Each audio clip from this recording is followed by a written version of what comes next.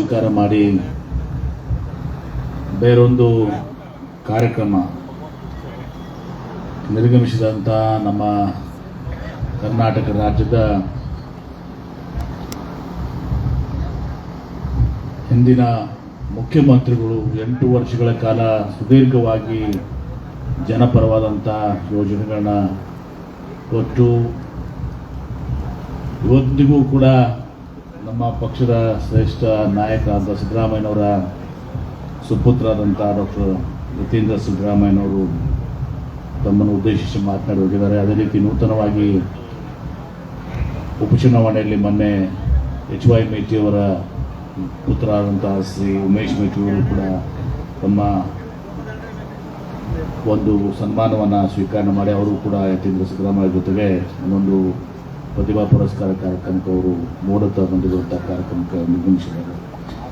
ವೇದಿಕೆ ಮೇಲೆ ಆಸೀನರಾಗಿರುವಂಥ ನಮ್ಮ ಮಾಜಿ ಶಾಸಕರು, ನಮ್ಮ ಲೋಕಸಭೆಯ ನಮ್ಮ ಪಕ್ಷದ ಅಭ್ಯರ್ಥಿಗಳು, ಆತ್ಮೀಯರಾದಂಥ ಶ್ರೀ ಪ್ರೊಫೆಸರ್ ರಾಜು ಅಲ್ಗೂರ್ ಅವರೇ, BDA ಅಧ್ಯಕ್ಷರಾದಂಥ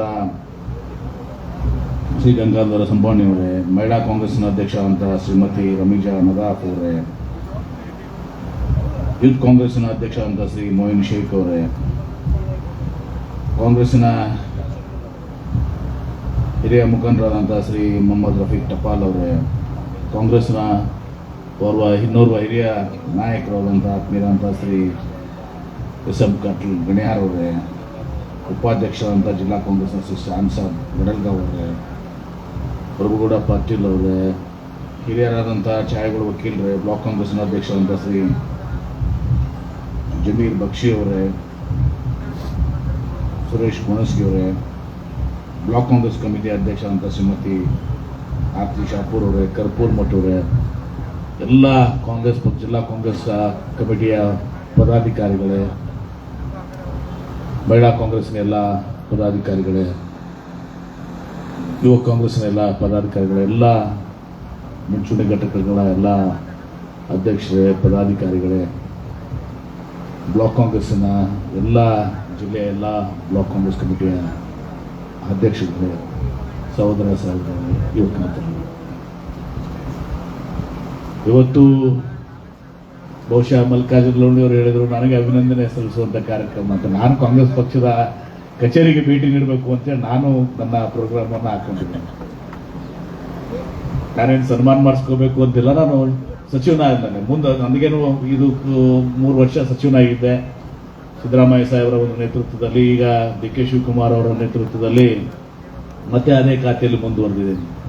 ಹೀಗಾಗಿ ಇದೇನು ಹೊಸತನದಂತಲ್ಲ, ಆದರೂ ಕೂಡ ನನ್ನ ಜವಾಬ್ದಾರಿ ಇವತ್ತು ಕಾಂಗ್ರೆಸ್ ಪಕ್ಷದ ಕಾರ್ಯಾಲಯಕ್ಕೆ ನಾನು ಬಂದು ಭೇಟಿಯಾಗಿ ಎಲ್ಲ ತಮ್ಮೆಲ್ಲರ ಒಂದು ಆಶೀರ್ವಾದವನ್ನು ಪಡ್ಕೊಳ್ಬೇಕು, ತಮ್ಮ ಜೊತೆಗೆ ಕೂತ್ಕೊಂಡು ಸಹ ನಾನು ಬರೀಬೇಕು ಅಂತ ತಿಳ್ಕೊಂಡು ಇವತ್ತು ನಾನು ಇಲ್ಲಿ ಬಂದಿದ್ದೆ. ಈ ಸಂದರ್ಭದಲ್ಲಿ ನನಗೆ ಸನ್ಮಾನವನ್ನು ತುಂಬ ಸಹ ತಾವು ಮಾಡಿದ್ದೀರಿ. ನಾನಂತೂ ನಿನ್ನೆ ಭಾಳಷ್ಟು ಜನ ನೋವು ಮಾಡ್ಕೊಂಡಿದ್ದಾರೆ. ನಾನು ಹೇಳಿಬಿಟ್ಟಿದ್ದೆ ಮೊದಲೇ ಪ್ರಕಟಣೆಯಲ್ಲಿ, ನಾನು ಯಾರಿಗೂ ಕೂಡ ಶಾಲು ಮತ್ತು ಹಾರು ಸ್ವೀಕಾರ ಮಾಡೋದಿಲ್ಲ ಅಂತೇಳಿ. ಪುಸ್ತಕ ಕೊಡ್ರಿ, ಆ ಪುಸ್ತಕಗಳನ್ನು ಅಥವಾ ಯಾವುದೇ ಬುಕ್ಗಳನ್ನು ಕೊಟ್ಟರೆ ಅದನ್ನು ನಾನು ತಗೋತೀನಿ ಅಂತ ಮಾತಾಡಿದ್ದೀನಿ. ಆ ಪ್ರಕಾರವಾಗಿ ನಿನ್ನೆ ನಾನು ಈ ಸರ್ಕಾರದಲ್ಲಿ ನಾನು ಜಿಲ್ಲಾ ಉಸ್ತುವಾರಿ ಸಚಿವನಾಗಿದ್ದಾಗ ಈಗಾಗಲೇ ಅದನ್ನು ಎಲ್ಲ ಸರ್ಕಾರಿ ಕಾರ್ಯಕ್ರಮದಲ್ಲಿ ಹಾರ ತುರಾಯಿನ ಮತ್ತು ಶಾಲೆಗಳನ್ನ ವಿತರಣೆ ಮಾಡಿದೆ. ಈಗ ಅದನ್ನು ಉಳಿದ ಕಾರ್ಯಕ್ರಮದಲ್ಲಿ ನನ್ನ ಕಾರ್ಯಕ್ರಮದಕ್ಕೂ ನಾನು ಅಟ್ಲೀಸ್ಟ್ ಅದನ್ನು ಹಾರ ಮತ್ತು ಶಾಲೆ ಹಾಕ್ಸ್ಕೋಬಾರ್ದು ಅಂಥೇಳಿ ಆ ಸಿದ್ದೇಶ್ವರ ಸ್ವಾಮೀಜಿಯವರ ಸರಳತೆ ಏನಿತ್ತು ಅದನ್ನು ನಮ್ಮ ಜಿಲ್ಲೆಯಲ್ಲಿ ಇವತ್ತೊಂದು ಅದನ್ನು ಹೆಚ್ಚಿಗೆ ಇವತ್ತೊಂದು ಮಾಡಬೇಕು ಅನ್ನೋ ಸಿದ್ಧ ಮಾಡಿದ್ದೀನಿ. ದಯವಿಟ್ಟು ನಿನ್ನೆ ನನಗೆ ಪಾಪ ಅದೆಲ್ಲ ಆಗಿತ್ತು. ಅನೇಕ ಮಂದಿ ಹಾರ ಶಾಲು ಇಷ್ಟೆಲ್ಲ ಆದ್ಮೇಗೂ ತಂದಿದ್ರು. ಅವ್ರ ಪ್ರೀತಿಗೆ ನಾನು ಆಭಾರಿಯಾಗಿದ್ದೇನೆ ಮತ್ತು ಅವ್ರಿಗೆ ಕ್ಷಮೆನೂ ಕೂಡ ಕೇಳ್ತೇನೆ. ನಾನು ಭಾಳಷ್ಟು ಮಂದಿ ನಾವು 4,000 ರೂಪಾಯಿ ಕೊಟ್ಟು ಹಾರ ತಂದಿದ್ವಿ, MB ಪಾಟ್ರ್ ಹಾಕ್ಸ್ಕೊಂಡಿಲ್ಲ ಅಂತೇಳಿ. ನಾನು ಅದೇ ಹೋಗಿ ಅದನ್ನು ಬಸವಣ್ಣವ್ರ ಮುಂದೆ ಸಿದ್ದೇಶ್ವರ ಹಬ್ಬಗಳಿಗೆ ಅದನ್ನು ಅರ್ಪಣೆ ಮಾಡಿರಿ ಅಂತ ಹೇಳಿದೆ. ನಾನು ಇಷ್ಟಾಗಿ ಮನಸ್ಸಿಗೆ ನೋವಾಗಿದ್ದಾವೆ, ಅದಕ್ಕೆ ನಾನು ಕ್ಷಮೆಯನ್ನು ಕೇಳ್ತೇನೆ. ಯಾಕಂದರೆ ಏನೋ ಒಂದು ನೋಟ್ಬುಕ್ ಕೊಟ್ಟರೆ ಯಾವುದೋ ಬಡವರು ಕೊಡಕ್ಕೆ ಹೋಗ್ತಾರೆ, ಒಂದು ಪುಸ್ತಕ ಕೊಟ್ಟರೆ ಲೈಬ್ರರಿಗೆ ಕೊಡಕ್ಕೆ ಹೋಗ್ತಾರೆ. ಪೆನ್ನ ನಿನ್ನ ಒಂದು ಒಬ್ಬರೇ 10,000 ಪೆನ್ ಕೊಟ್ಟಾರ. ಒಬ್ಬೊಬ್ಬರು ಪಾಪ 1 ಬುಕ್ 2 ಬುಕ್ ಕೊಟ್ಟಾರೆ ತಮ್ಮ ಸಾಮರ್ಥ್ಯ ಅಂತ. ಅಥವಾ ಏನೂ ಇಲ್ಲ ಅಂತ ಬಂದಾಗ ಅಭಿನಂದನೆ ಸಲ್ಲಿಸಿದ್ರು ಕೂಡ ನನಗೆ ಅದು ಭಾಳ ದೊಡ್ಡದು. ಹೀಗಾಗಿ ಆ ಒಂದು ಪದ್ಧತಿಯನ್ನು ಇವತ್ತು ಸಹ ಮಾಡಬೇಕು ಅಂತ. ಯಾಕಂದರೆ ವಿಶೇಷವಾಗಿ ಇನ್ನು ಹಾರ ಹಾಕಿದ್ರೆ ಪಾಪ ಹಾಕಿದ ಆ ಹೂವನ್ನು ಮಾಡೋರಿಗೆ, ಉತ್ಪಾದನೆ ಮಾಡೋರಿಗೆ, ಬೆಳೆಯೋರಿಗೆ ಮತ್ತು ಆ ಹೂವು ಮಾಡೋರಿಗೆ ಯಾಕಂದ್ರೆ ಅಟ್ಲೀಸ್ಟ್ ಅವ್ರಿಗೆ ಫೈದೆ ಆಗ್ತದೆ. ಆ ಶಾಲ್ ಹಾಕ್ತೀವಲ್ಲ ಎದಕ್ಕೂ ಉಪಯೋಗ ಬರಂಗಿಲ್ಲ,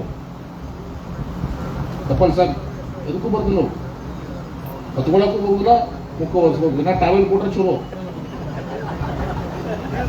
ಯೂಸ್ರೇ ಹಾಕಿದ್ವಿ. ಆ ಶಾಲ್ ಅಂದ್ರೆ ಏನು ಉಪಯೋಗ ಆಗಿಲ್ಲ, ಏನು ಮಾಡೋದು ಡಿಂಕಿ ಬಿದ್ದವ್ ನನ್ನ ಕಡೆ. ಅದಕ್ಕೆ ನಾನು ವಿಚಾರ ಮಾಡಾಕತ್ತೀನಿ, ಶಾಲ್ ಒಂದೇ ನಿರ್ಬಂಧ ಮಾಡಿ ಮತ್ತು ಈಗ ನಾಳೆ ಅಂದಾಳ ಹೂಗಾರ ಎಲ್ಲರೂ ಬಂದು ನನಗೆ ತಕರಾರು ತೆಗಿಬಾರ್ದು.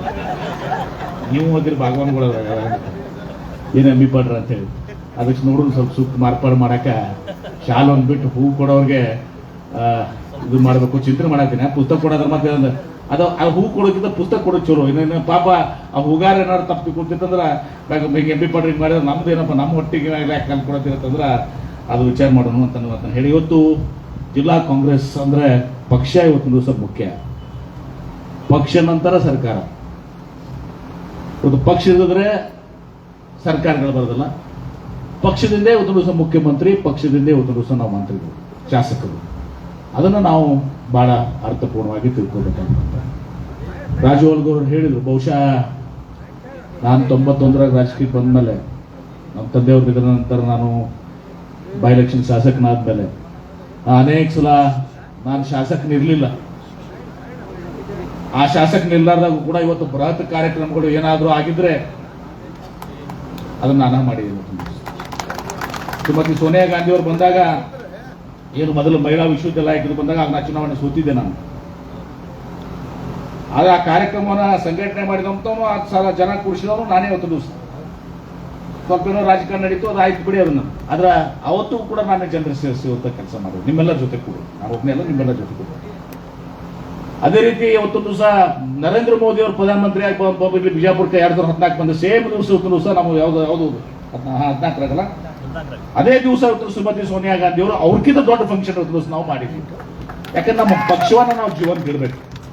ಆಮೇಲೆ ಎಷ್ಟೋ ಸಲ ಅನೇಕ ಜಿಲ್ಲಾ ಪಂಚಾಯತ್ಗಳು ತಗೊಳ್ಳಿ, ನಾನು ಅಧಿಕಾರನಾಗಿ ಇರ್ಲಾರ್ದಾಗೂ ಕೂಡ ಜಿಲ್ಲಾ ಪಂಚಾಯತ್ಗಳು ನಮ್ಮಲ್ಲಿ ಮೆಜಾರಿಟಿ ತಗೊಂಡ್ಬರುವಂತದ್ದಾಗ್ಲಿ, ಮೆಜಾರಿಟಿ ಇರ್ಲಿಕ್ಕಂದ್ರೂ ಕೂಡ ನಾನು ಏನಾದ್ರು ಮಾಡಿ ನಮ್ಮವ್ರನ್ನ ಜಿಲ್ಲಾ ಪಂಚಾಯತ್ ಅಧ್ಯಕ್ಷರಿಗೆ ನಾನು ಮಾಡಿದ್ವಿ. ತನು ಮನ ಧನದಿಂದ ನಾನು ಖರ್ಚು ಮಾಡಿದ್ದೆ. ಅದ್ರಾಗ ಬಸಪ್ಪಣ್ಣ ತೀಲಿ ಇರ್ಬೋದು, ನಮ್ಮ ಕಳ್ಳಿ ಮನೆ ಇರ್ಬೋದು, ಯಾರಿದ್ದಾರಪ್ಪ ಸಿದ್ದಣ್ಣ ಮೇಟಿ ಇರ್ಬೋದು, ಹಿಂಗೆ ಎಲ್ಲರಿಗೂ. ಮತ್ತು ಕಾರ್ಪೊರೇಷನ್ ಕೂಡ ನಮ್ಮ ಮೆಜಾರಿಟಿ ಇರ್ಲಿಕ್ಕಂದ್ರೂ ಕೂಡ ನಾವು ಸಜ್ಜಾದೆ ಮುಸ್ಲಿಂ ಬಿಡ್ಕೊಂಡು ಎಲ್ಲರೂ ಪಕ್ಷಿ ಹಿಡ್ಕೊಂಡು ಎಲ್ಲರೂ ನಾವು ತುಲಸು ಮಾಡಿದ್ವಿ. ಅದಾದಷ್ಟು ಮಟ್ಟಿಗೆ ಒಂದು ದಿವಸ ಪ್ರಯತ್ನ ಮಾಡಿದ್ವಿ. ಆದರೆ ನಾವು ಮೆಜಾರಿಟಿ ಇರ್ಲಾರ್ದಾಗ ಬರ್ದಾಗ ಭಾಳ ಕಷ್ಟ ಆಗ್ತದೆ. ಮೆಜಾರಿಟಿ ಬರೋಂಗೆ ನಾವು ಮಾಡಬೇಕು ಒಂದು ದಿವಸ. ಆ ಕೆಲಸ ಈಗ ನಾಳೆ ಅಂತೂಟ್ಲೆ ನಮಗೆ ಚುನಾವಣೆ ಬರ್ತಾವೆ, ಜಿಲ್ಲಾ ಪಂಚಾಯಿತಿ, ತಾಲೂಕು ಪಂಚಾಯಿತಿ, ಗ್ರಾಮ ಪಂಚಾಯಿತಿ. ಅಲ್ಲಿ ಪಕ್ಷದ ಕಾರ್ಯಕರ್ತರಿಗೆ ಸ್ಥಾನಮಾನ ಮಾಡೋ ಮೂಲಕ ಅವ್ರಿಗೆ ನಾವು ಶಕ್ತಿಯನ್ನು ತುಂಬುವಂಥದ್ದಾಗಬೇಕು. ಅವ್ರಿಗೂ ಕೂಡ ಅಧಿಕಾರ ತುಂಬ ಕೊಡುವಂಥ ಕೆಲಸ ನಮ್ಮಲ್ಲಿ ಆಗಬೇಕು. ಮತ್ತು ಈಗಾಗಲೇ ಸರ್ಕಾರ ಇದೆ, ಎಲ್ಲರಿಗೂ ಕೂಡ ಒಂದು ಏನಾಗ್ತದೆ, ಒಂದೊಂದು ಜಿಲ್ಲೆಗೆ 1-2 ಪೋಸ್ಟ್ ಬರ್ತಾವೆ. ಎಲ್ಲ ನಮ್ಮ ಜಿಲ್ಲೆ ಒಂದೊಂದು ಜಿಲ್ಲೆಯಾಗ 100 ಮಂದಿ ನಾವು ಅದೀವಿ, ಎಲ್ಲರೂ ಅರ್ಹದಾರ. ಅದು ಆಗಿರೋರ್ಗಿಂತ ಹೆಚ್ಚಿಗಾರರು ಕೂಡ ಇದ್ದಾರೆ, ಅದನ್ನು ಕೂಡ ನಾನು ಹೋಗ್ತೀನಿ. ಹೀಗಾಗಿ ಬಹಳ ಕಷ್ಟಕರ ಸಾಧ್ಯ ಇವತ್ತು ದಿವಸ. ಅದಾಗಿನೂ ಕೂಡ ಈ ಶಕ್ತಿ ಮೀರಿ ಇವತ್ತು ದಿವಸ ಆ ಒಂದು ವಿನಂತಿಯನ್ನು ನಮ್ಮ ಮಲ್ಲಿಕಾರ್ಜುನ ಲೋಣಿಯವರು ಮಾಡಿದ್ದಾರೆ. ಆ ಲೋಣಿ ಅವರು ಇದಕ್ಕೆ ನಾನು ಸ್ಪಂದನೆ ಮಾಡಿ ಇವತ್ತು ಕಾರ್ಯಕರ್ತರಿಗೆ ಹೆಚ್ಚಿಗೆ ನಮ್ಮ ನಿಗಮ ಮಂಡಳಿಗಳಲ್ಲಿ ಮತ್ತು ಇದರಲ್ಲಿ ಒಂದು ಪ್ರಯತ್ನವನ್ನು ಮಾಡ್ತೀನಿ ಮಾತನ್ನ ಸಂದರ್ಭದಲ್ಲಿ ಹೇಳಿ, ಇವತ್ತು ನಾನು ನೀರಾವರಿ ಸಚಿವನಾಗಿದ್ದಾಗ 5 ವರ್ಷಗಳ ಕಾಲ ಸಿದ್ದರಾಮಯ್ಯ ಅವರ ನೇತೃತ್ವದಲ್ಲಿ 58,000 ಕೋಟಿ ರೂಪಾಯಿ ನಾವು ಖರ್ಚು ಮಾಡಿದ್ವಿ. ವಿಜಯಪುರ ಜಿಲ್ಲೆಗೆ 14,000 ಕೋಟಿ ರೂಪಾಯಿ ಕೊಟ್ಟಿದ್ವಿ. ಸಿದ್ದರಾಮಯ್ಯ ಸಾಹೇಬರು ನನಗೆ ಎಂದೂ ಕೂಡ ಯಾಕಪ್ಪ ಇಷ್ಟು ದುಡ್ಡು ನೀವು ವೈಕಿ ಅಂತ ಕೇಳಿಲ್ಲ. ಒಂದು ಕ್ಯಾಬಿನೆಟ್ನಾಗ ಹತ್ರ ನಾವು ಬರೇ ತುಮಚಿ ಬಬಲೇಶ್ವರ 3,600 ಕೋಟಿ ರೂಪಾಯಿ ತಗೊಂಡು. ಅವತ್ತು ನನಗೆ ರಾಕೇಶ್ ಸಿಂಗ್ ಅವರು ನಮ್ಮ ಪ್ರಧಾನ ಕಾರ್ಯದರ್ಶಿಗೂ ಕೆಲಸ ಸರ್ ಇದನ್ನು ಆಗಂಗಿಲ್ಲ, ವಿಚಾರ ಮಾಡಿರಿ ಅಂತ. ಆಗಂಗಿಲ್ಲ ಅಂದ್ರೆ ನಾನು ರಾಜೀನಾಮೆ ಕೊಟ್ಟು ಹೋಗ್ತೀನಿ. ಆದರೆ ಕ್ಯಾಬಿನೆಟ್ನಾಗ ಆಗಿದ್ದೇನಂದ್ರೆ ನಾನು ಹೋಗಿ ಸಿದ್ದರಾಮಯ್ಯ ಸಾಹೇಬ್ರಿಗೆ ನೋಡಿದ್ರು 3,000 ಯಾರು ಎಲ್ಲರನ್ನ ಯಾರ್ಯಾರು ಕ್ಯಾಬಿನೆಟ್ ಉಳಿದ ಮೆಂಬರ್ಗಳು ಜಗ ತೆಗಿತಾರ ತಿಳ್ಕೊಂಡಿದ್ದು ನಾನು. ನಿಮ್ಮ ಜಿಲ್ಲೆಗೆ ನೀವೆಲ್ಲ ಇಷ್ಟೆಲ್ಲ ದುಡ್ಡು ಒಯ್ತಿದ್ದೀರಿ ಅಂತ ಹೇಳಿ ಯಾರು ಕೂಡ ಮಾತಾಡಲಿಲ್ಲ. ಸಿದ್ದರಾಮಯ್ಯ ಸಾಹೇಬರು ಎಷ್ಟು ಒಯ್ತೀವಿ ವೈಪ ಎಂ ಬಿ ಪಾಟೀಲ್ ಅವರ ಔದಾರ್ಯತೆ ಇವತ್ತು ದಿವಸ ನಾವು ಇವತ್ತು ಜಿಲ್ಲೆಯಲ್ಲಿ ಒಂದು ಹಂತದಲ್ಲಿ ನೀರಾವರಿ ಮಾಡಿದ್ದೀವಿ. ಇನ್ನೊಂದು ಹಂತ ನಮ್ದು ಆಲ್ಮಟ್ಟಿ ಅಣೆಕಟ್ಟು ಹೆಚ್ಚಿಗೆ ಆಗಬೇಕು, ಎತ್ತರ 519 520 ಆಗಬೇಕು, ತನ್ಮೂಲಕ ಹೊಲಗಳಿಗೆ ನೀರು ಕೊಡುವಂಥದ್ದು ಆಗಬೇಕು. ಯಾಕಂದ್ರೆ ನಮ್ದು ಗೆಜೆಟ್ ನೋಟಿಫಿಕೇಶನ್ ಆಗಿಲ್ಲ. ಈಗೇನು ಕೆಲಸ ಮಾಡಿದ್ದು ಗೆಜೆಟ್ ನೋಟಿಫಿಕೇಶನ್ಗೆ ಪೂರ್ವವಾಗಿ ನಾವು ಮಾಡಿದ್ದೀವಿ, ಅದರ ನಂತರ ಆಗಬೇಕಾಗಿದ್ದ ಕೆಲಸ ಇದು. ಇನ್ನೂ ನೋಟಿಫಿಕೇಶನ್ ಇನ್ನು ಮೇಲೆ ಆಗಬೇಕಾಗಿದ್ದ ಕೆಲಸ ನಾವು ಮೊದಲೇ ಮಾಡಿದ್ದೀವಿ, ಪ್ರಯರ್ ಆಕ್ಷನ್.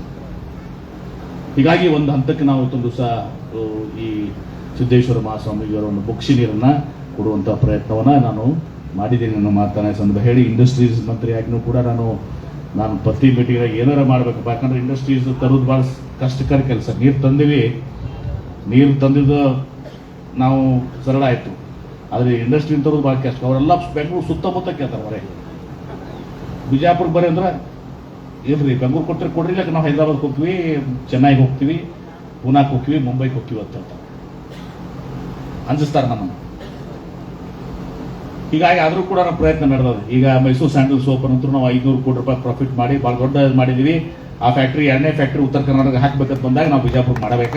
ನಾನೇ ಅದನ್ನು ಬೆಳೆಸಿದ್ದೀನಿ ಮೈಸೂರು ಸ್ಯಾಂಡಲ್ ಸೋಪ್. ನಮ್ಮದು ಸ್ವಾರ್ಥನೂ ಇರುವುದಲ್ಲ, ಅದಕ್ಕೆ ನಮ್ಗೆ ಇಟ್ಟಂಗಾಗ ಒಂದು ಸುಮಾರು 1000 ಮಂದಿಗೆ ಉದ್ಯೋಗ ಸಿಗ್ತದೆ. ಕ್ಯಾಂಪಕೋಲ ಒಂದು 1200 ಜನರಿಗೆ ಉದ್ಯೋಗ ಕೊಡ್ತಾರೆ. ಸುಜಿಲೋನ್ದವ್ರು ಒಬ್ಬರು ಬರ್ತಾ ಇದಾರೆ, ಅವರು ಒಂದು 2000 ಮಂದಿಗೆ ಉದ್ಯೋಗ ಕೊಡ್ತಾ ಇದಾರೆ. ಆಮೇಲೆ ನಮ್ಮ ಇವರು ವಿಠೇರ ಅಂತ ಹೇಳಿ ಎಲ್ಲ ಈ ತೊಗರಿ ಗೀಗರಿ ಎಲ್ಲ ಇದು ಮಾಡ್ಕೊಂಡು ಫುಡ್ ಪ್ರೊಸೆಸಿಂಗ್ ಇದೆ, ಅವರೊಂದು 300 ಜನಕ್ಕೆ ಉದ್ಯೋಗ ಕೊಡ್ತಾರೆ. ಉದ್ಯೋಗ ಜಾಸ್ತಿ ಅವರು ಈ ಪಲ್ಸಸ್ ಅನ್ನ ಬೇಳೆ ಕಾಳುಗಳನ್ನು ಖರೀದಿ ಮಾಡೋದ್ರಿಂದ ನಮ್ಮ ರೈತರಿಗೆ ಶಕ್ತಿ ಬರುವಂತದ್ದಾಗ್ತದೆ. ಹೀಗೆ ಮಾಡಿದ್ರೆ ನನ್ನ ಅವಧಿಯಲ್ಲಿ 2 ವರ್ಷನಾಗ ಒಂದು 10 ಫ್ಯಾಕ್ಟರಿ ಇವತ್ತೊಂದು ದಿವಸ, ಒಂದು 10 ಫ್ಯಾಕ್ಟರಿಯರೇ ಇವತ್ತೊಂದು ದಿವಸ. ನಾನೇನು ದೇವರಲ್ಲಿ ಎಲ್ಲವನ್ನೂ ಮಾಡ್ತಿದ್ದೆ, ಸುಳ್ಳಾಡುವಂಥದ್ದಲ್ಲ.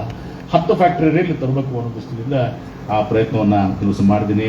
ಇವತ್ತು ಕಾಂಗ್ರೆಸ್ ಪಕ್ಷ ಈ ಕಾರ್ಯಾಲಯ ಇದು ದೇವಸ್ಥಾನ ಇದ್ದಂಗೆ, ಗುಡಿ ಇದ್ದಂಗೆ. ನೀವೆಲ್ಲ ಪಕ್ಷದ ಕಾರ್ಯಕರ್ತರು, ಪ್ರತಿಯೊಬ್ಬ ಸಾಮಾನ್ಯ ಕಾರ್ಯಕರ್ತರ ಒಂದು ದಿವಸ ಆ ದೇವರ ಗುಡಿಯಲ್ಲಿ ನೀವು ಭಾಗ, ನೀವೇ ದೇವರಿದ್ದಂಗೆ. ಅದನ್ನು ನಾವು ತಿಳ್ಕೊಂಡು ಒಂದು ದಿವಸ ನಾವು ಕೆಲಸ ಮಾಡಬೇಕು. 28ರ ಚುನಾವಣೆ ಬರ್ತದೆ. 28ರ ಚುನಾವಣೆಯಲ್ಲಿ ನಾವು 2000 ಹಿಂದೆ 23ರಲ್ಲಿ ನಾವು 136 ಸೀಟನ್ನು ಪಡ್ಕೊಂಡಿದ್ವಿ. 28ರಲ್ಲಿ ನಾವು ಕನಿಷ್ಠ ಪಕ್ಷ 150 ಸೀಟನ್ನು ಪಡ್ಕೊಳ್ಬೇಕು. ತದನಂತರ ವಿಜಯಪುರ ಜಿಲ್ಲೆಯಲ್ಲಿ 8ಕ್ಕೆ 6 ಜನ ಶಾಸಕರಿದ್ದೀವಿ. ನಗರದ ಶಾಸಕರನ್ನು ಒಬ್ಬ ಅಲ್ಪಸಂಖ್ಯಾತರ ಶಾಸಕರನ್ನ ಮಾಡಲಿಕ್ಕೆ ಬೇಕು ಅನ್ನೋ ಮಾತನ್ನ ತಿಳಿಸೋದ್ರ ಜೊತೆಗೆ ದೇವರಪುರಿಯಲ್ಲಿ ನಮ್ಮ ಶಾಸಕರಿಲ್ಲ. ಕರ್ನಾಟಕದಿಂದ ಅಲ್ಲಿ ನಮ್ಮ ಶಾಸಕರಿದ್ದಂಥವ್ರು ಬೇರೆ ಪಕ್ಷಕ್ಕೆ ಹೋಗಿದ್ರೆ, ಆಮೇಲೆ ದೇವರಪುರಿಗೆ ಹೊಡೆತ ಬಿದ್ದಿದೆ. ದೇವರಪುರಿಗೂ ಕೂಡ ಆ ಕ್ಷೇತ್ರದಿಂದ ಉಳಿದ ಕ್ಷೇತ್ರದಾಗೆಲ್ಲ MLAs ಇದಾರ, ಅವ್ರು ತಮ್ಮ ಕಾಳಜಿ ತಗೋತಾರೆ.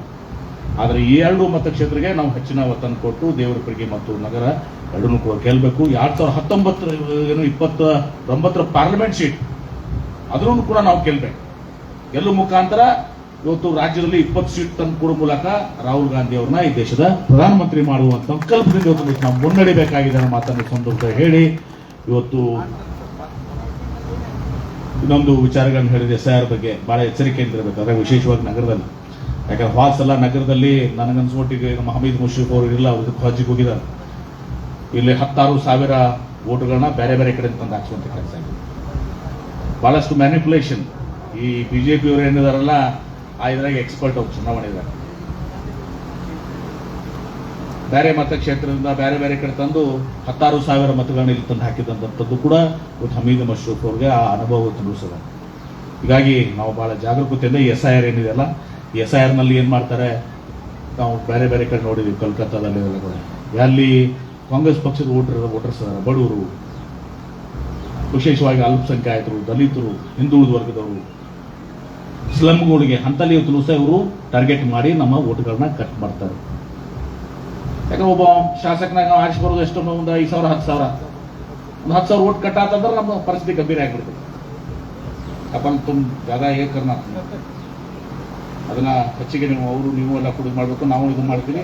ತನ್ನ ಮೂಲಕ SIR ದಲ್ಲಿ ಈ ರೀತಿ ಯಾವುದೇ ಒಬ್ಬ ಬಡವನ, ಯಾವುದೇ ಒಬ್ಬ ಸ್ಲಮ್ನಲ್ಲಿರುವಂತಂತೂ ಯಾವುದೇ ಒಬ್ಬ ಅಲ್ಪಸಂಖ್ಯಾತ, ದಲಿತ, ಹಿಂದುಳಿದವರು ಓಟನ್ನ ನ್ಯಾಯಯುತವಾದದ್ರ ಇವತ್ತು ತೆಗೆದು ಹಾಕುವಂಥದ್ದು ಹಾಕಬಾರ್ದು. ಮತ್ತು ಬೋಗಸ್ ವೋಟ್ಸ್ ಬಂದು ನಮ್ಮಲ್ಲಿ ಸೇರಿದಂತ ಆಗ್ಬೇಕು, ಅದನ್ನು ಕೂಡ ಅಷ್ಟೇ ಇಂಪಾರ್ಟೆಂಟ್.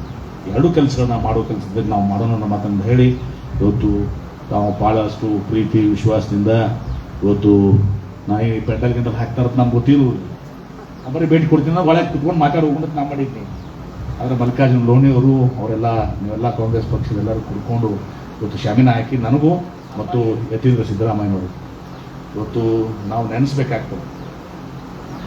ಸಿದ್ದರಾಮಯ್ಯನವರು 8 ವರ್ಷಗಳ ಕಾಲ ಸುದೀರ್ಘವಾಗಿ ಮುಖ್ಯಮಂತ್ರಿಯಾಗಿ ಈ ರಾಜ್ಯಕ್ಕೆ ಬಡವರ ಪರವಾಗಿ ರೈತರ ಪರವಾಗಿ ಕಾರ್ಯ ಮಾಡಿದಂಥವ್ರು, ಅನ್ನ ಕೊಟ್ಟಂಥವ್ರು, ಅನ್ನರಾಮಯ್ಯ ಅಂತ. ಇವತ್ತು ನಾ ಈ ಸಂದರ್ಭದಲ್ಲಿ ನನಗೆ 13 ರಿಂದ 18 ನನಗೆ ಸಚಿವರಾಗಿ ಮಾಡಿ ಶ್ರೀಮತಿ ಸೋನಿಯಾ ಗಾಂಧಿಯವರು, ರಾಹುಲ್ ಗಾಂಧಿಯವರು, ನಮ್ಮ ವಿರೋಧ ಪಕ್ಷದ ಲೋಕಸಭೆ ನಾಯಕರು, ನಮ್ಮ ಭವಿಷ್ಯದ ಪ್ರಧಾನಮಂತ್ರಿಗಳು ರಾಹುಲ್ ಗಾಂಧಿಯವರು, AICC ಅಧ್ಯಕ್ಷರಾದ ಮಲ್ಲಿಕಾರ್ಜುನ ಖರ್ಗೆ ಅವರು, ಶ್ರೀ AICC ಪ್ರಧಾನ ಕಾರ್ಯದರ್ಶಿಗಳಂತ ಶ್ರೀ KC ವೇಣುಗೋಪಾಲ್ ಅವರು, ಅದೇ ರೀತಿ ಶ್ರೀ ಇನ್ನೊಬ್ಬರು AICC ಪ್ರಧಾನ ಕಾರ್ಯದರ್ಶಿಗಳು ನಮ್ಮ ರಾಜ್ಯದ ಉಸ್ತುವಾರಿ ಸುರ್ಜೇವಾಲಾ ಅವರು, ನಮ್ಮ ನಾಯಕರಾದಂಥ ಸಿದ್ದರಾಮಯ್ಯನವರು ಮತ್ತು ಈಗಿನ ನಮ್ಮ ಮುಖ್ಯಮಂತ್ರಿಗಳಾದಂಥ DK ಶಿವಕುಮಾರ್ ಅವರು, ಎಲ್ಲರೂ ಕೂಡ ನನಗೆ ಇವತ್ತು ನನ್ನ ಮೇಲೆ ಒಂದು ವಿಶ್ವಾಸವಿಟ್ಟು ನನಗೆ ಮತ್ತೆ ಅದೇ ಬೃಹತ್ ಕೈಗಾರಿಕೆ ಇಲಾಖೆ, ಯಾಕಂದರೆ ಈಗಾಗಲೇ ಸಾಕಷ್ಟು ಕೆಲಸ ಮುಂದುವರಿಬೇಕು ಅಂತ ತಿಳ್ಕೊಂಡು ಇವತ್ತು ಆ ಹೂಡಿಕೆಗಳನ್ನ ಇದು ಮಾಡುವಂಥದ್ದು, ಮತ್ತೆ ಹೊಸಬಾದವ್ರಿಗೆ ಮತ್ತೆ ಸಮಯ ತಗೊಳ್ತಾರೆ, 1 ವರ್ಷ ಕಾಲ ತಗೋತಾರೆ, ಮುಂದೆ ಚುನಾವಣೆ ಬಂದ್ಬಿಡ್ತಾರೆ. ಹೀಗಾಗಿ ಆ ಮುಂದುವರಿಕೆ ಇರಲಿ ಅಂತೇಳಿ ಇವತ್ತು ನನಗೆ ಬೃಹತ್ ಕೈಗಾರಿಕೆ ಇವತ್ತೊಂದು ಸಚಿವನಾಗಿ ಇವತ್ತೊಂದು ಸಹ ಮುಂದುವರಿಸಿದೆ. ನಿಮ್ಮೆಲ್ಲರ ಆಶಯ ನಮ್ಗೆ ಗೊತ್ತದು, ಭಾಳ ಸಲ ಅಲ್ಲೇ ಹೋದಾಗ ನೀರಾವರಿನೇ ಆಗ್ಬೇಕಾಗಿತ್ತು ನೀವು ಅಂತ ಹೇಳ್ತಾರೆ. ಆದರೆ ಇವತ್ತೊಂದು ಸಹ ಇಲ್ಲಿ ನಾನು ನೀರಾವರಿ 5 ವರ್ಷ ಕೆಲಸ ಮಾಡಿದ್ವಿ, ಇಲ್ಲಿ ನಾನು ಮುಂದುವರೆದ ಕೆಲಸ ಆಗಬೇಕು. ಈಗ 50% ಮಾಡಿ ಇನ್ನೊಂದು 30-40% ಹೋದ್ರೆ ಒಂದು 80-90% ಕೆಲಸ ನಮ್ಮ ಅವ್ರಿಗೆ ಯಾಕಂದ್ರೆ 100 ಆಗ್ತದಂತ ಯಾರಿಗೂ ಹೇಳೋಕ್ಕಾಗಂಗಿಲ್ಲ. ಅದು ದೇವ್ರಿಗೆ ಮಾತ್ರ ಸಾಧ್ಯ ಅಲ್ಲ, ಮನುಷ್ಯರಿಗೆ ಎಷ್ಟು ಸಾಧ್ಯ ಆಗ್ತದೆ ಇದನ್ನು ನಾವು ಸಹ ಮಾಡಿದ್ದೀವಿ ಅನ್ನೋ ಮಾತನ್ನ ಸಂದರ್ಭ ಹೇಳಿ ಮತ್ತೊಮ್ಮೆ ನಮ್ಮ ಪಕ್ಷದ ಹೈಕಮಾಂಡ್ ಶ್ರೀಮತಿ ಸೋನಿಯಾ ಗಾಂಧಿ ಅವರಿಗೆ, ಶ್ರೀ ರಾಹುಲ್ ಗಾಂಧಿ ಅವರಿಗೆ, AICC ಅಧ್ಯಕ್ಷ ಅಂತ ಶ್ರೀ ಮಲ್ಲಿಕಾರ್ಜುನ ಖರ್ಗೆ ಅವರಿಗೆ, KC ವೇಣುಗೋಪಾಲ್ ಅವರಿಗೆ, ಸುರ್ಜೇವಾಲಾ ಅವರಿಗೆ, ನಮ್ಮ ನಾಯಕರಾದಂಥ ಸಿದ್ದರಾಮಯ್ಯನವರು, ಯಾಕೆ ಸಿದ್ದರಾಮಯ್ಯನವ್ರು ಬಿಟ್ಟು ನಾವು ರಾಜಕೀಯ ಮಾಡಲಿಕ್ಕೆ ಆಗಲ್ಲ ಕರ್ನಾಟಕದಲ್ಲಿ. ಮುಂದಿನ 2028ರಲ್ಲಿ ಸಿದ್ದರಾಮಯ್ಯನವರ ಮಾರ್ಗದರ್ಶನದಲ್ಲಿ, DK ಶಿವಕುಮಾರ್ ಅವರ ನೇತೃತ್ವದಲ್ಲಿ ಮುಖ್ಯಮಂತ್ರಿಯಾಗಿ AICC ಅಧ್ಯಕ್ಷರ ಮಾರ್ಗದರ್ಶನದಲ್ಲಿ ನಾವು ಚುನಾವಣೆಗೆ ಹೋದಾಗ ಮಾತ್ರ ನಾವು ಚುನಾವಣೆಗೆ ಗೆಲ್ತೀವಿ. ಅದನ್ನು DK ಶಿವಕುಮಾರ್ ಕೂಡ ಹೇಳಿದ್ದಾರೆ, ನಾವು ಸಿದ್ದರಾಮಯ್ಯ ಅವರ ನೇತೃತ್ವದಲ್ಲೇ ಇವತ್ತು ದಿವಸ ನಾವು ಅವ್ರು ಮುಂದೆ ಮಾಡ್ಕೊಂಡೆ ನಾವು ಚುನಾವಣೆಗೆ ಹೋಗ್ತೀವಿ ಅಂತೇಳಿ. ಅದಕ್ಕೆ ಯತೀಂದ್ರ ಅವ್ರಿಗೂ ನಾನು ಹೇಳಿದ್ದೀನಿ, ಈಗ ನೀವು ತಂದೆಯವರ ಸ್ಥಾನವನ್ನು ಪಡ್ಕೊಂಡು ಆ ಒಂದು ಅಹಿಂದ ಮಾತುಗಳು ವಿಶೇಷವಾಗಿ ಅದನ್ನು ನೀವು ಗಟ್ಟಿಯಾಗಿ ಇಟ್ಕೋಬೇಕು, ಆ ವಿಷಯದಲ್ಲಿ ನೀವು ಎಲ್ಲ ಕಡೆ ಅಡ್ಡಾಡಬೇಕು ಅಂತೇಳಿ ನಾನು ಅವ್ರಿಗೂ ಕೂಡ ನಾನೀಗ ಕಿವಿ ಮಾತನ್ನು ಇವತ್ತು ಸಹ ಅವ್ರಿಗೆ ಹೇಳಿದ್ದೀನಿ. ಅವರೆಲ್ಲರಿಗೂ ಕೂಡ ನಾನು ಇವತ್ತು ಸಹ ಇವತ್ತು ಮುಖ್ಯಮಂತ್ರಿಗಳಿಗೆ ಮತ್ತು ಸಿದ್ದರಾಮಯ್ಯನವ್ರಿಗೆ, AICC ಅಧ್ಯಕ್ಷರು ಸೋನಿಯಾ ಗಾಂಧಿಯವರು, ರಾಹುಲ್ ಗಾಂಧಿಯವರು, ವೇಣುಗೋಪಾಲ್ ಸಾಹೇಬರಿಗೆ, ಸುರ್ಜೇವಾಲಾ ಸಾಹೇಬರಿಗೆ ಮತ್ತು ಬಹುಮುಖ್ಯವಾಗಿ ರಾಜ್ಯದ ಜನತೆ, ವಿಜಯಪುರ ಜಿಲ್ಲೆಯ ಜನತೆ, ನನ್ನ ಮತಕ್ಷೇತ್ರದ ಜನತೆಗೂ ಕೂಡ, ಯಾಕಂದ್ರೆ ಅವ್ರು ನನ್ನ ಶಾಸಕ ಮಾಡಲಿಕ್ಕೆ ನಾನು ನಾಯಕ ಇವತ್ತು ಸಹ ಮಂತ್ರಿ ಆಗಿದ್ದೀನಿ. ಎಲ್ಲವನ್ನ ತಿಳ್ಕೊಂಡು ಇವತ್ತು ಪಕ್ಷದ ಕಾರ್ಯಕರ್ತರು ನೀವು ನಮ್ಮ ಬೆನ್ನೆಲುಬು ಇವತ್ತೊಂದು ಸಹ ನೀವು ನಮ್ಮ ಬೆನ್ನೆಲುಬು, ನಿಮ್ಮನ್ನು ಬಿಟ್ಟರೆ ನಾವಿಲ್ಲ. ಆ ದಿಶೆಯಲ್ಲಿ ನಿಮಗೆ ಶಕ್ತಿ ತುಂಬುವಂಥದ್ದು ಭಾಳ ಕಷ್ಟ ಸಾಧ್ಯ ಇದ್ದರೂ ಕೂಡ ಶಕ್ತಿ ಮೀರಿ ಆದಷ್ಟು ಹೆಚ್ಚಿಗೆ ಇವತ್ತೊಂದು ಸಹ ಶಕ್ತಿಯನ್ನು ತುಂಬುವಂಥ ಒಂದು ಪ್ರಯತ್ನ ಮಾಡ್ತೀನಿ ಅನ್ನೋ ಮಾತನ್ನು ಹೇಳಿ ಇವತ್ತು ಭಾಳ ಸಂತೋಷದಿಂದ ಬಂದು ಇಲ್ಲಿ ಈ ಕಾರ್ಯಕ್ರಮದಲ್ಲಿ ಇವತ್ತೊಂದು ಸಹ ನಾನು ಕಾಂಗ್ರೆಸ್ ಕಚೇರಿಗೆ ಭೇಟಿ ಕೊಟ್ಟು ತಾವೇನು ನನಗೆ ಪ್ರೀತಿ ವಿಶ್ವಾಸವನ್ನು ಕೊಟ್ಟಿದ್ದೀರಿ, ನಿಮ್ಮ ಪ್ರೀತಿ ವಿಶ್ವಾಸಕ್ಕೆ ಅನಂತ ಧನ್ಯವಾದಗಳನ್ನು ಅರ್ಪಿಸಿ ನನ್ನ ಮಾತಿಗೆ ಪುನಃ ನಮಸ್ಕಾರ.